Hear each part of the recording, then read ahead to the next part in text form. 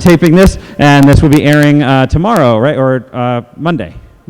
This will be airing Monday morning from 6 to 9, so come and hear a repeat performance, live-ish from Rootscamp. So without further ado, please welcome to the stage ARI RABIN-HAVT.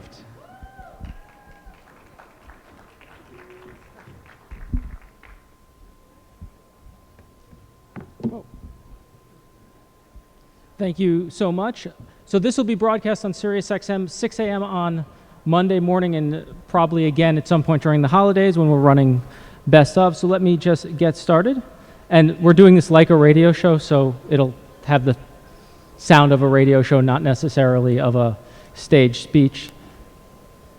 You're listening to SiriusXM Progress 127, the agenda live from Rootscamp, and we are very pleased to welcome with us today the Congressman from Florida, Representative Alan Grayson, who many of you know. Please give him a round of applause.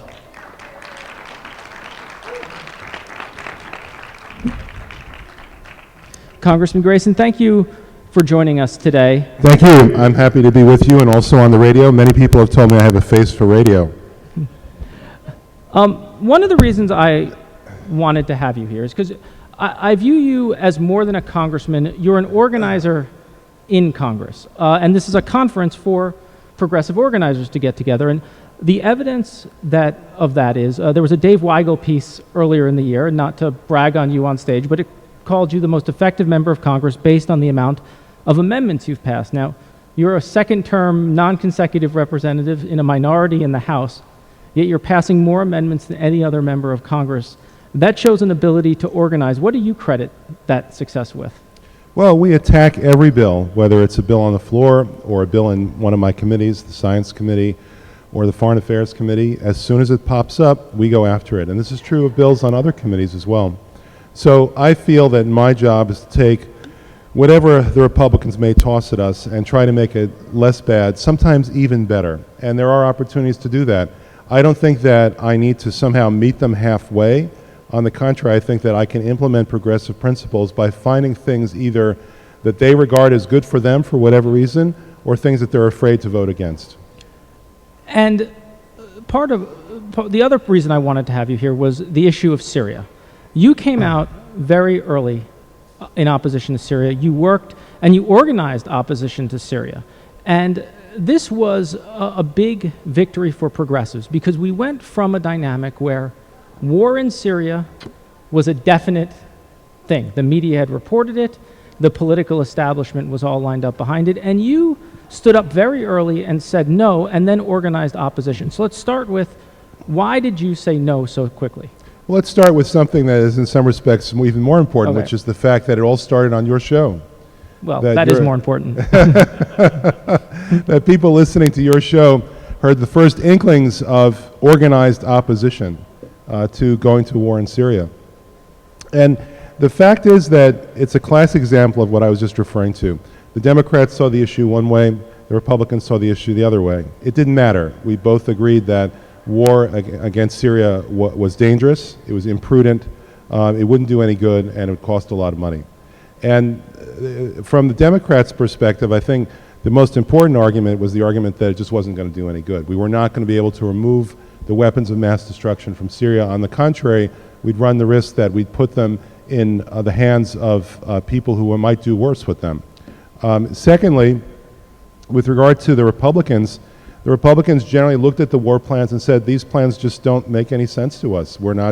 These plans aren't going to be effective. They're not going to accomplish anything. This is not a proper use of the U.S. military. These little pinprick attacks are not actually going to do anything, but they are going to, in the eyes of the world, weaken us. So the Democrats saw it one way. They were willing to give the president the benefit of the doubt, but nevertheless were concerned about what they were seeing, which is that it would be ineffective.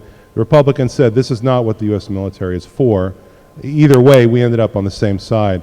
And we had to organize the way that you were referring to earlier. House during votes, because it's your opportunity to talk to members, to not necessarily even on Syria, but get co-sponsors for bills, target certain members who you might not be able to talk to otherwise. Could you describe that process? Well, yes. First of all, there's a firm rule with no exceptions that you can only vote physically present. In fact, This came up earlier this year because two of the Republicans who were supposed to be sworn in on January 3rd, when the rest of us were sworn in, were actually at a fundraiser. And they raised their hand watching the TV screen and pretended to be sworn in. So as a result of that, we had to redo all the votes all over again from the first few days because they hadn't been properly sworn in, and they shouldn't have been voting until they were properly sworn in. Then they were ultimately sworn in properly. So well, they were swearing in on the lobbyist Bible. Right. That's exactly right. So there's this ironclad rule, no exceptions. You have to be there to vote. And there have been talks over the years, well, it's the 21st century. Maybe people can vote over the internet. Maybe they can call in their vote by telephone. If somebody misses an airplane, should we really penalize them for that by missing their vote? And the answer always has been the system is there for a reason. And the reason is we are a collegial body. We are there not only to vote, but also to listen to each other, to talk to each other, to try to basically do business of one kind or another on the floor, to persuade each other, to entice each other, to try to create a certain solidarity. Now, of course, the House, like America as a whole, is hopelessly divided in many respects. But even in that kind of environment, it serves a very concrete purpose. Democrats still talk to Democrats, Republicans still talk to Republicans. I do try to, in some respects, make the argument to them. And people mistake this for, well, you go out to dinner with them and they like you and that's how good things happen. That is completely false. The way that good things happen, the way you manage to reach across the aisle, is that you demonstrate to them that what you're proposing is in everyone's best interest, including theirs. Well, that's interesting because you often hear, well, Washington would be better if we all had breakfast together more or had lunch together more, or had the same cat sitter. Then Washington would be awesome in ways to get things done. I would invite some of those people who feel that way to actually have breakfast with members of Congress. They'll be bored. They'll be thoroughly unimpressed, I can guarantee you that. Most members of Congress have no special superpowers. It just doesn't work that way. I don't have any resistance from members of Congress who are Republicans, no matter what my reputation might be, in sitting down with them and telling them, I've got an amendment coming up, this is why it's good for you and your district. And that's it. That's the only thing that really matters in the end. They don't really want to schmooze. A lot of us are too busy to schmooze. We have a limited amount of time in which we have to accomplish a lot of different things. So what you do is you tell people the truth, you don't waste their time. That's the most effective way to make your point. Breakfast, lunch, and dinner is for the lobbyists, not for the members. So on Syria, how much reaching across the aisle did you do during those first few days where you were building opposition? Democrats, as best as we could, basically going one-on-one against the president, because the president on the radio at the time, which is they wanted to, as they put it, flood the zone. They wanted to dominate the conversation. They wanted only information in favor of military intervention to be in front of people's eyes, and in particular in front of the eyes of members of Congress, because they decided to give us the vote on this. So it was super important to be able to break through that, whether it was through members of Congress or whether it was with the public at large. But in addition to that, the counts that you're referring to basically gave lie to the administration's arguments that they were winning. Above all, they wanted to create a sense of momentum. As soon as Pelosi and Hoyer and Boehner and Cantor, the four leaders of the parties in the House, came out in favor of military intervention, they said, it's all over. They'll bring huge numbers of folks along with them. And we knew it wasn't true because I had been speaking to people on both sides of the aisle. I've been listening carefully to what people were saying and what people were thinking on both sides of the aisle. I knew it wasn't true, but we had to show that it wasn't true. And so the whip counts that you're describing at Fire Dog Lake, at Huffington Post, at the Washington Post, those demonstrated objectively that we were winning, that the administration was not creating any sort of movement in its own direction.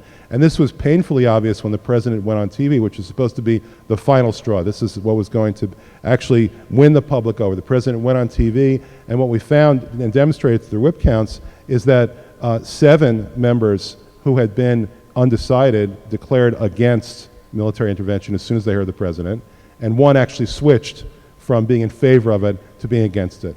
And the whip counts demonstrated that, and at that point it was all over, the conversation was closed. How do you set up that whip count in your office? What are the mechanisms you use there? Well, actually, we relied upon the Fire Dog Lake whip count because it was the most detailed and actually cited sources.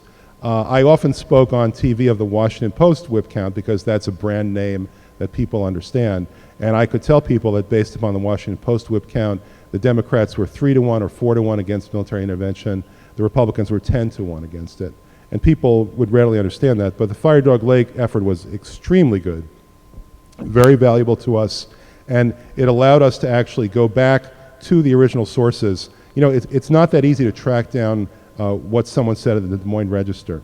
But the Fire Dog Lake whip count gave us a list, citations, and links so that I could go to individual members and say, hey, I heard what you said to the Des Moines Register about this. Thanks for your support. So what lessons did you learn for future fights here with Syria? Well, one of the lessons that I learned was that it's very important to understand how different members come to the issue differently. We had some members, a small number, but they were there, who thought of this issue in terms of international law. Would a U.S. attack on Syria be a violation of international law? If that's what matters to them, then that's what matters to them, and you have to give them the arguments in favor or opposed, as the case may be, on the matter that matters to them. Another group was interested in, would it be better to spend this money some other way, like through humanitarian aid? Again, that particular audience needed to be addressed in that particular way. Another group said, is this going to mean that we're going to have a supplemental Defense Department request for appropriation, and that means that we're going to bust the budget? And actually, there were more Republicans concerned about that than Democrats.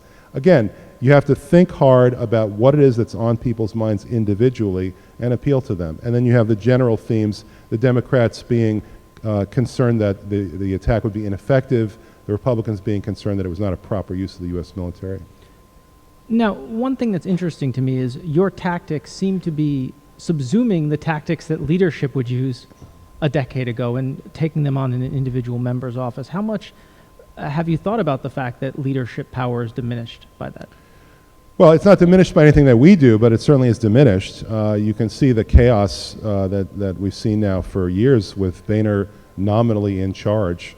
He's probably the weakest Speaker of the House in generations. We've never had somebody who had to rely upon the minority parties to get the votes that he needs time after time after time. We're now up to a 10.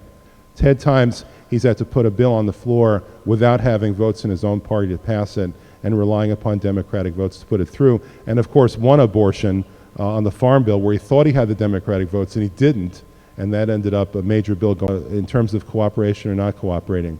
The leadership does still make an effort to some degree to raise money for individual members, but typically what leadership does now is that it just drops it into the party pool, the DCCC, the NRCC, and so and they drop it into the general pool. No individual member feels that he or she is going to necessarily benefit from that. So the result of that is that the leadership can do nothing but implore, beg, try to persuade, and that's something anybody can do. You know, that the secret to our success during that effort and other efforts is that we have the only tool that still exists, which is logic, reason, and persuasion. Well, with that, we'll be back after these words with Congressman Alan Grayson here live at Rootscamp on the agenda, Sirius XM Progress 127. This is going to be a fake break. They'll insert the commercials after. Fake break. We're back here at Rootscamp. Yay! Sirius XM Progress 127. We're joined by Alan Grayson. How much during the Syria debate did outside forces make a difference in terms of petition deliveries to Capitol Hill and those standard online activities? Oh, well, the compelling outside force was the public will. And I've never seen anything like that before. And I spoke to members of Congress who had been there in Congress for 20 years or more, and they told me they had never seen anything like that before.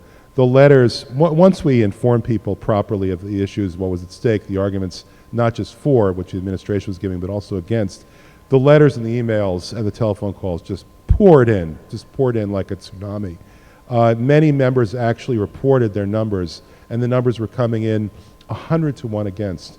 There was one member who tried to set up a telephone town hall meeting, an actual town hall meeting, and after 3 questions from people who were in favor of military intervention, they ran out of questions. There was nobody else in that meeting who was willing to ask a question that was meant to be in favor of military intervention. Overwhelmingly, people were against. So the result of that was that there were members who were willing to deal with the issues sort of on the merits, and then there were members who were saying, people in my district are up in arms about this. They're horrified about this. My hands are tied.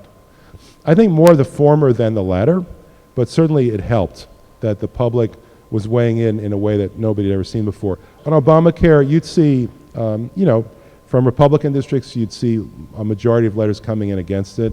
In Democratic districts, in many cases, a majority of emails coming in for it. This was nothing like that. The public, at least the public that was paying attention and willing to weigh in on this, was overwhelmingly against this. And whether it was through petitions or through telephone calls or any other thing, it made a huge, huge difference in the minds of Congress. Very, very few members of Congress have any interest at all in arguing with the public when the public is 100 to 1 in favor of a position or against it. What seems interesting to me, it was one of the first situations in the past decade where ideology and partisanship split in terms of the public, where people were willing to shed their partisan beliefs for a belief in a ideological end. Well, I think it was largely the Republicans who changed their traditional positions. I mean, there's been a peace movement within the Democratic Party now, at least going back to the war in Vietnam. And by the way, I think we accomplished something extremely important that's going to have very long-lasting effect. One of the key desires of the peace movement was to make sure that you cannot go to war without public consent. And that's a principle that I think is going to be with us for a long time to come. It's our money, it's our lives, it's our blood, and therefore it should be our decision, a public decision, not some foreign affairs insider decision, not some Washington establishment decision, but a true public decision on whether to go to war or not. Now, that's been the Democratic position, at least going back to the 60s. The Republicans have traditionally been in favor of actions like this, and they changed their mind.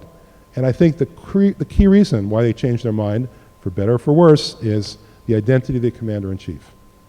If Obama's for it, they're against it. And that's true whether you're talking about health care reform or about tax reform or about military intervention in Syria or about anything else.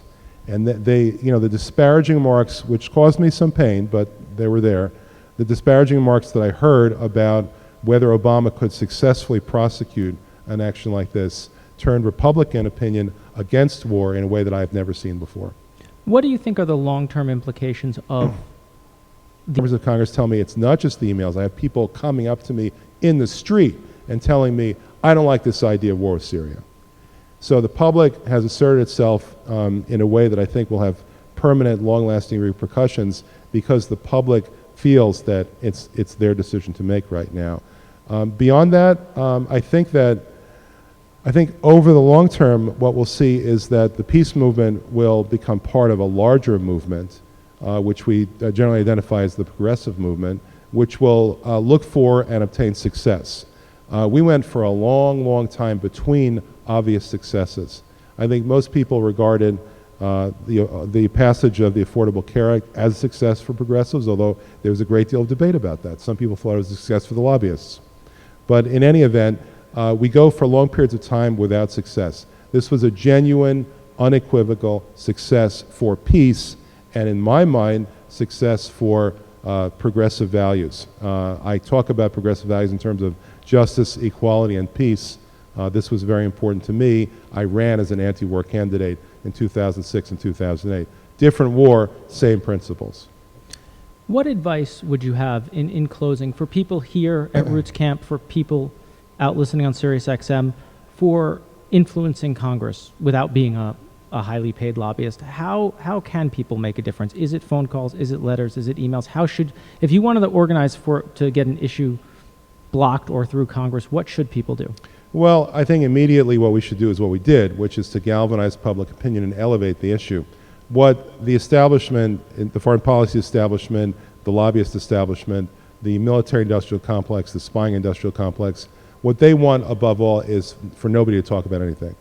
They want public discourse to be silent because that way they get what they want. They always get what they want unless people are paying attention.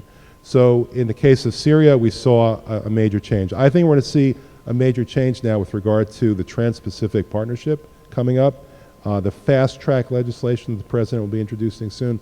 I think people are going to be up in arms against that in the same way.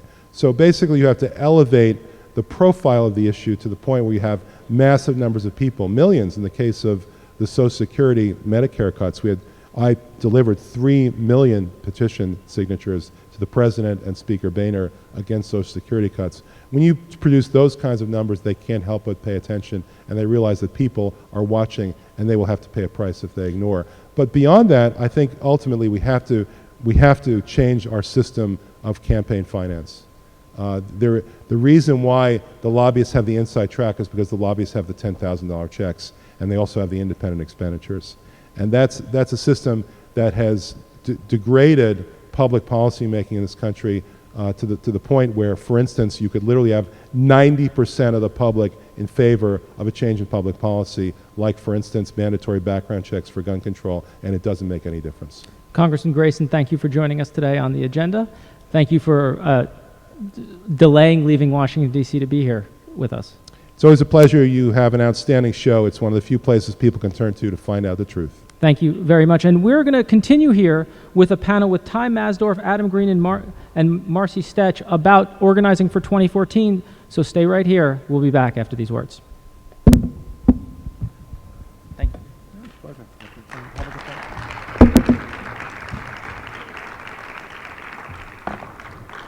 Is there a program for this event? Hey, nice to see you. One, two, three.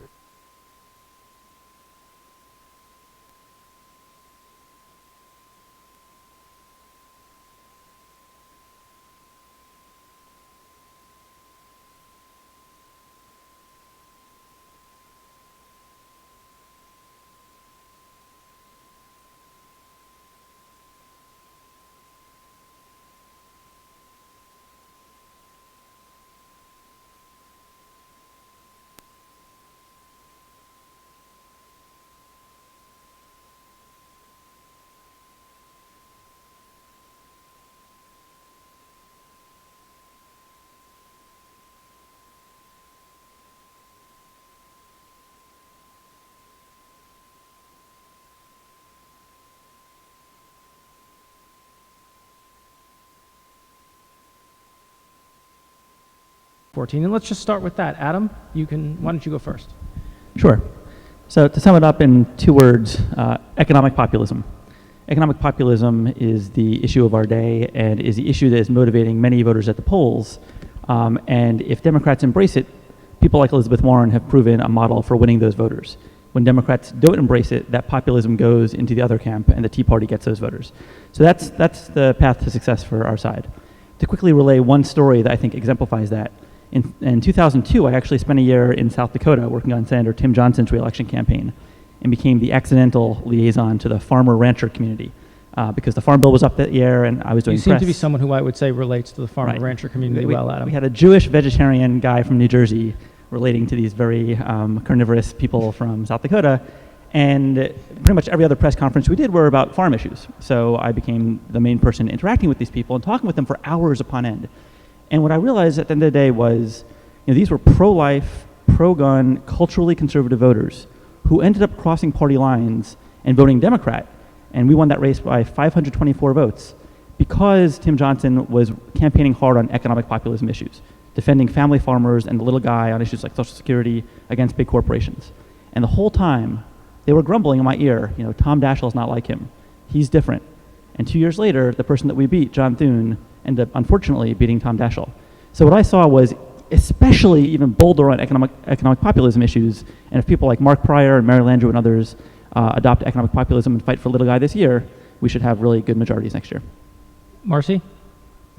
Well, thanks for having us today. It's very exciting to be talking about 2014 because 2014 is going to be huge for women candidates. Emily's List, the organization I work for, has been around for 28 years, and we are aimed at electing more pro-choice Democratic women across the board, up and down the aisle, and across the nation. And in 2014, looking out ahead at some of the most highest profile races there are, it's clear that women are the answer.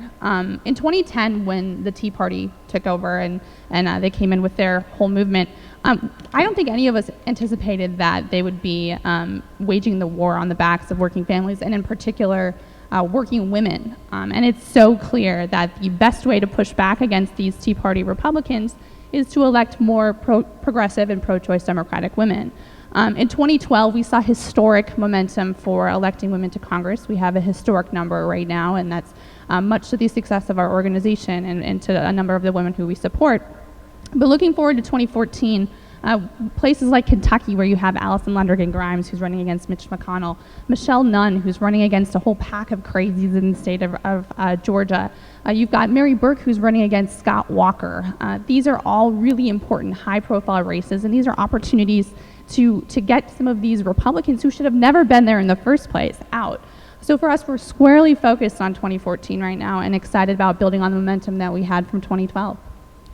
Ty, you spend your days at Senate Majority PAC only focusing on the Senate in 2014. So what are your thoughts? Yeah, my thoughts are what's going to win is the people in this room. If you look at what sort of conventional wisdom is 2014, the electorate's going to be older, the electorate's going to be wider, the electorate's going to be more conservative, and that hurts Democrats. And I don't know if that's necessarily true if folks get out and organize. Virginia's a great example, right? In 2012, President Obama was able to win. In 2013, Terry McAuliffe kept the sort of the Obama electorate, whatever, however you want to describe that. 20% was African American, youth turnout was up, Latino turnout was out. If you look at Wisconsin, in 2010, Scott Walker and Ron Johnson won, two guys who have absolutely no business winning Wisconsin. What happened? 8% of the electorate was 18 to 24, and I think 9% of the electorate was minority. Now look at 2012, you have President Obama and Tammy Baldwin both having overwhelming victories in Wisconsin. You have the youth vote up to 11%, you have the minority vote up to 10%. And so it's up to us to sort of reach those non-traditional voters. Unfortunately, we don't have the underpinning of the Obama campaign. So that means it's going to be harder. That means you've got to get on Facebook and reach people. You've got to, figure out where these folks are and get them to the... The Republicans they think they can fix things with a sensitivity training or a photo op. It's not about that. It's about their policies, as Ty mentioned. They continue to wage an agenda that is just terrible for women and for families. And it's not just necessarily about the agenda, but it's about the fact that they put this front and center. If you look at a state like Pennsylvania, where you have Tom Corbett running, he is Mr. Mandatory Ultrasound. He's the guy who just said, close your eyes. And the idea that we could have a progressive champion like Allison Schwartz running against him, who has been a clear champion for women, is a huge contrast for us, and it's an opportunity to really talk about what really matters right now. The Republicans have done no favors for themselves over the past year. They've tried to rebrand, they've tried to hold these trainings, they've tried to start different initiatives, but the bottom line is about their policies, and it's about the fact that they don't necessarily like women in their party right now. It's clear in the polling. You can see that their party doesn't value women in their party, and they don't value women leaders, and that's sad to see, because we know at Emily's List, we are obviously we're doing our piece of the pie to make sure that there are more women at the table when it comes to Democratic women. Republicans don't have that. There is no Republican at Emily's List, and that's sad, because there should be more women at the table, not just Democratic women. And Adam, in the past week, we've seen some organized pushback in the Wall Street Journal with Third Way against what you said to open up, against the idea that populism is a winning electoral issue. And obviously you've reacted to that publicly in emails to your staff. How do you think that plays out throughout the course of this year? Right. So for those unfamiliar, this gets back to economic populism. So there's a think tank called Third Way. Some folks I know used to work there. And basically they are funded by Wall Street and big corporations.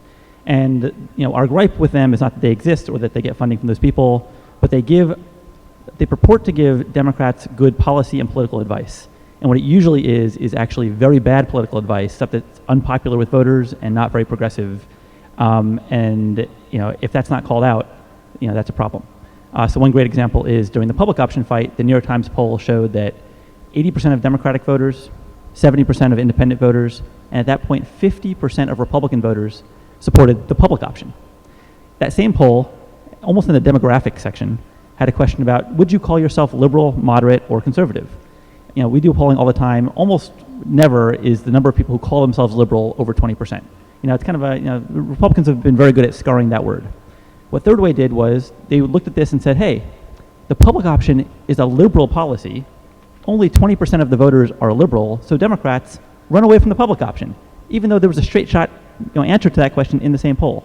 And the problem is that they're giving Democrats really bad advice. So, I think like the others up here, we do our own polling, and what we show is that in red states, purple states, and blue states, bold economic populist ideas like expanding Social Security benefits, popular by 2-1 in Kentucky, 3-1 in Texas, 2-1 in Iowa, 3-1 in Colorado. Things like jailing Wall Street bankers is usually through the roof, sometimes as much as 10-1. Now, part of our challenge this cycle is making sure that the consultant class, which has a vested interest in winning, is polling the right questions. And unfortunately, what we see is that oftentimes economic populism issues don't get included in polls. So I think it's to all of our advantage to make sure that bold economic populism questions, things like many of the items of Elizabeth Warren's agenda, are in polling. And if Democrats look to Elizabeth Warren as their North Star for their messaging, we'll have a very successful 2014. Ty, a lot of Democrats, particularly, let's say Mary Landrieu unleashed one of the first ads of her campaign, and it was essentially not an attack on the president, but very much separating herself on Obamacare. How much of that do you think we'll see in 2014, and how much of that is necessary? Well, look, Mary Landrieu has deep roots in Louisiana, Yes. so she knows the state better than I do. Right. So I'm not going to say to Mary Landrieu, you're doing this right or you're doing this wrong. But what I would say is each one of these races is going to be a choice. It's going to be a choice between, Mary Landrieu or Bill Cassidy. It's going to be a choice between, Mark Pryor or Tom Cotton. It's a choice between Kay Hagan, Tom Tillis. These are local races about local issues. It's funny. I'm from Montana, and in 2012, you have a huge national presidential election going on, all kinds of, big issues. What was one of sort of the defining issues in the Montana Senate race was how wolves were handled in the wilderness. Different ways that we go about doing this. It's very important that we invest in the pipeline, as we like to call it at Emily's List, because we know that today's mayor could go on to be tomorrow's governor, who could then be on the presidential ticket in 2024 or 2028 down the line. So we are very focused on this, and we have a political opportunity program. We call it our POP program. You can check it out if you go to emilyslist.org and find out more about it. But ultimately, we do these very intensive trainings. We have women across the country who join us in a room. We give them every single answer they would ever need to know about running a campaign. What is that like? We know that women are tuned a little differently when it comes to men when it comes to running for office. They want to know all of the answers to all of the questions. And so we give them the answer to those questions. And the awesome thing is, at the end of it, we ask them to run. And a lot of them do, and a lot of them win. And it's everything from city council members to people who are running for state legislatures to people who are thinking about running for Congress and up from there. I think about the impact of a lot of those women who have come to us and been part of our POP program or POP trainings. That's really where the spark happens. And it's exciting for us to continue to recruit these women, because we know that we can find them at one point in their career and help them usher from county board, like Tammy Baldwin in Wisconsin, who we then helped get her to Congress, and now she's a United States Senator. We've been with her every step of her career, and we're very excited to see the work that she's doing in Congress today, in the United States Senate today. Adam, your organization is fundamentally a grassroots organization. How will you encourage grassroots progressives to get involved in 2014 and not let it slide? Yeah, well, first of all, I agree with everything that was just said about candidate recruitment and the importance of a pipeline. And we actually have this really great opportunity. Since the government shut down, several more Republicans are vulnerable that weren't perceived as vulnerable before. So one way that we've actually been engaging the grassroots is in the effort of recruiting Democratic candidates in some of these districts. We actually just helped a candidate get off the ground this week in Wisconsin, the home state of my friend Melissa Ryan out there, named Kelly Westland. Kelly Westland, WESTLUND.com is her website. And she's this great progressive woman who's running against Sean Duffy, a former reality TV star, who said that he struggles to get by on $174,000 a year. Well, it's hard. It's really hard to get by that amount. But our members on the ground recommended that we talk to her, and when we just put out an email. The wisdom of crowds is alive and well. And I think this conference, Rootscamp, really embodies that. And we're doing that in other districts. There's some other people who are kind of on the verge of running. And similar to what was just said, really asking people to run, training them, giving them the confidence is key. And then once they decide to run, it's really important that they understand that when they are out there talking about things like taking on Wall Street, they're probably not going to get Wall Street funding. So last cycle, we raised about $2.7 million for candidates, made about 2 million phone calls in the final month of 2012 for candidates. The high water mark was Elizabeth Warren, but that went all the way down to House and even City Council in some places. We're happy to have a member of our team, Katrina Shanklin, who's in her 20s, run in a competitive primary in Wisconsin, and she's now the youngest member of the Wisconsin legislature, and that was thanks to grassroots support. So the grassroots have an enormous role to play, and this Rootscamp conference is really the embodiment of how we can perfect some of the best practices that all of us use. Now, Ty, how does Senate majority, how do you decide what races to be involved in and what ones to let go? Not specifics, but just the metrics you guys use when you make those decisions. Yeah, couple things. One, we're involved where races are competitive. So, right now, knock on wood, haven't been able to expand the map. They haven't been able to get into a Colorado. Scott Brown's kind of flirting with New Hampshire, but I don't really know. I mean, Adam probably has more experience with Scott Brown than I do. I mean, he doesn't seem like he's that credible. They haven't been able to really get off the ground in Minnesota. So what we're looking at is, one, where these races are going to be competitive, and then two, we came about as sort of a response to a lot of the right-wing money. So you see Americans for Prosperity who have put $5.5 million into North Carolina. They've put $1.7 million into Louisiana. They've put almost $1 million into Alaska, which pretty much can buy the entire state a lobster dinner. So that's when, when we see these places that these right-wing groups, Karl Rove, are getting involved in, we're there to fight back. Because one of the things I was talking about, 2010, the electorate obviously being sort of less this rising American electorate. And one of the things that we saw is our candidates were just getting slammed on the airwaves. In Wisconsin, it was almost 3-1. In Pennsylvania, where I was very proud to be part What was the name of that tool? targeted sharing, I think is. Okay, sorry, I just didn't hear. Oh, yeah. But it was this great program where you could reach out directly to your Facebook friends, and I think that like on election day, it was the first time that an incumbent actually won the undecideds, and that's because people were able to reach out. Look, there was almost $2 billion in television ads. So people were turning off their TVs, their mailboxes were full, their phones were ringing off the hook. But if I got a note from Marcy on my Facebook page that says, hey, turn out and vote for this candidate, or if they sent me an email, that personal touch is what's really going to cut through.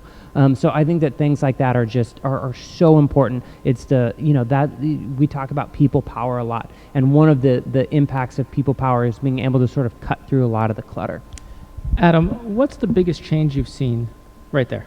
What's the biggest change you've seen since 2006 in terms of online tools, online organizing, and what do you think the biggest change will be moving forward?